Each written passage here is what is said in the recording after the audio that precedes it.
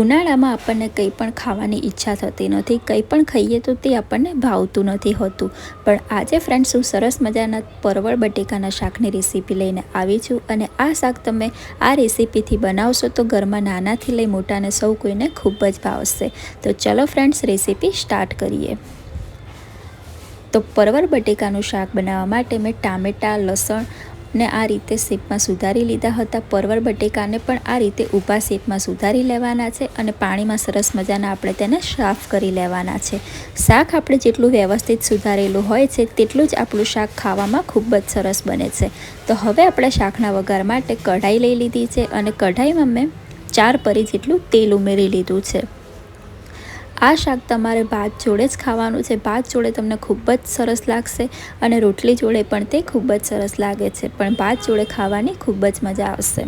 તો હવે તેલ આપણું ગરમ થઈ ગયું એટલે મેં તેમાં થોડી રાઈ ઉમેરી લીધી છે અને રાઈ તેલમાં કકડી જાય ત્યાર પછી આપણે તેમાં અડધી ચમચી જેટલું જીરું ઉમેરી લેવાનું છે. હવે મેં અડધી ચમચી જેટલું જીરું ઉમેરી લીધું છે અને ત્યાર પછી રાઈ અને જીરું તેલમાં સરસ કકડી જાય એટલે હિંગ ઉમેરી લેવાની છે. હવે હિંગ તેલમાં સરસ મજાની કકડી જાય ત્યાં સુધી આપણે લસણને વાટી લેવાનું છે. લસણ એકદમ ઝીણું જ વાટી લેવાનું છે અને હવે લસણને પણ આપણે તેલમાં ઉમેરી લેવાનું છે. લસણ જ્યારે તેલમાં ઉમેરીએ છીએ ત્યારે ગેસ ધીમો જ રાખવાનો છે અને ધીમા ગેસે આપણે લસણને તેલમાં સરસ મજાનું શેકી લેવાનું છે. હવે તેલમાં આપણે હળદર ઉમેરી લેવાની છે. તો અહીં મેં અડધી ચમચી હળદર ઉમેરી લીધી હતી. ત્યાર પછી અડધી ચમચી ધાણા જીરું ઉમેરી લેવાનું છે અને ત્યાર પછી મેં 2 ચમચી જેટલું લાલ મરચું ઉમેરી લીધું છે.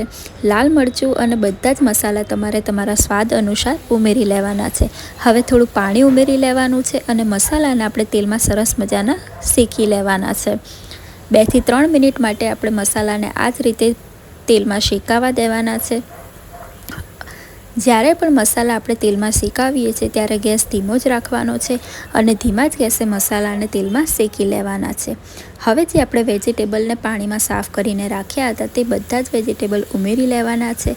તો અહીં મેં ફ્રેન્ડ્સ પરવળ બટેકા અને ટામેટાને તેલમાં હવે ઉમેરી લીધા છે અને ધીમા જ ગેસે હલકા જ હાથે આપણે આ રીતે શાકને હલાવતા જવાનું છે. શાક આપણે સરસ મજાનું સુધારેલું છે એટલે તે દેખાવમાં પણ સરસ લાગે છે અને આ રીતનું શાક સુધારેલું હોય છે તો ખાવામાં પણ તે ખૂબ જ ટેસ્ટી લાગે છે. તમે કોઈ પણ શાક બનાવો છો ત્યારે તમારે શાકને સુધારવાની ટ્રીક હોય છે તે જ વધારે યુઝ કરવાની હોય છે, કારણ કે શાક આપણું જેટલું ટેસ્ટી બને છે તેમાં સૌથી વધારે અગત્યનો ભાગ શાકનું સુધારવામાં હોય છે. તો હવે આપણું શાક મસાલા સાથે મિક્સ થઈ ગયું છે. તો હવે મેં તેમાં 1 ચમચી મીઠું ઉમેરી લીધું છે અને મીઠું ઉમેરી લીધા પછી હવે આપણે શાકને ઢાંકી દેવાનું છે.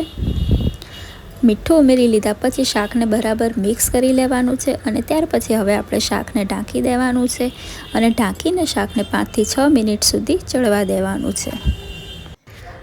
પરવળ બટેકાને આપણે આ રીતે ઊભા શેપમાં સુધાર્યા છે જેથી કરી તે શાકને ચડવામાં પણ બહુ વાર નહીં લાગે. શાક ફટાફટ આપણું બનીને રેડી થઈ જાય છે. પરવળ મેં જે સુધાર્યા છે તેમાંથી મેં બધા જ બીજ અલગ કરી લીધા હતા, કારણ કે બીજ જો આપણે રાખીએ છીએ તો શાકનો ટેસ્ટ બરાબર આવતો નથી. તો હવે ફ્રેન્ડ્સ, આપણું શાક સરસ મજાનું થોડું સરસ ચડી ગયું છે. તો હવે આપણે તેમાં થોડું પાણી ઉમેરી લેવાનું છે અને પાણી ઉમેરી લીધા પછી પણ શાકને 5 થી 6 મિનિટ સુધી ચડવા દેવાનું છે. બધું જ પાણી શાકમાંથી શેકાઈ જાય ત્યાં સુધી આપણે શાકને ચડવા દેવાનું છે. તો થોડી વાર મેં શાકને હવે ઢાંકી દીધું છે. આ જ રીતે પાણી થોડું જ નાખવાનું છે, વધારે પડતું આપણે પાણી ઉમેરવાનું નથી. અહીં મેં અડધો ગ્લાસ જ પાણી ઉમેર્યું હતું. શાક થોડું અડધું ડૂબી જાય બસ તેટલું જ પાણી આપણે તેમાં ઉમેરી લેવાનું છે. હવે મેં શાકને ઢાંકી દીધું છે અને ઢાંકીને આપણે થોડી વાર સુધી એટલે કે 4 થી 5 મિનિટ સુધી શાકને ચડવા દેવાનું છે. આ રેસીપીથી શાક આપણું ખૂબ જ ટેસ્ટી પણ બને છે અને શાક આપણું ફટાફટ પણ બની જાય છે અને ખાવામાં તો તે ખૂબ જ સરસ લાગે છે. તો ફ્રેન્ડ્સ, તમે જોઈ શકો છો કે હવે શાક આપણું સરસ મજાનું તૈયાર થઈ ગયું છે. તો તેમાં મેં 1 ચમચી મેગી મસાલો ઉમેરી લીધો છે. તમે ગરમ મસાલો પણ ઉમેરી શકો છો, તેનાથી પણ ટેસ્ટ ખૂબ જ સરસ આવે છે. પણ હું મારા બધા જ શાકમાં મેગી મસાલો જરૂર ઉમેરું છું, કારણ કે મેગી મસાલો ઉમેરવાથી શાક નાનાથી લઈ મોટાને સૌ કોઈને ખૂબ જ ભાવે છે. તો હવે ફ્રેન્ડ્સ આપણું થોડું પાણી હજુ ઉકળ્યું નથી, તેથી આપણે હવે શાકને ઢાંક્યા વગર જ 2 થી 3 મિનિટ સુધી ચડવા દેવાનું છે, જેથી કરી બધું જ પાણી આપણું શેકાઈ જાય.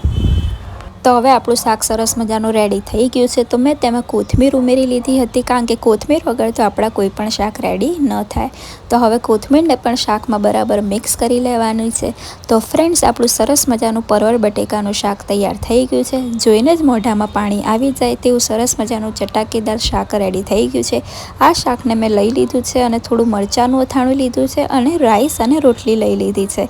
રાઈસ મેં અલગથી બીજા વાસણમાં લીધા હતા, તેથી ફ્રેન્ડ્સ તમને આ વિડીયોમાં નહીં જોવા મળે. તો ફ્રેન્ડ્સ વિડીયો પસંદ આવ્યો હોય તો લાઇક, શેર, કમેન્ટ કરવાનું ના ભૂલતા.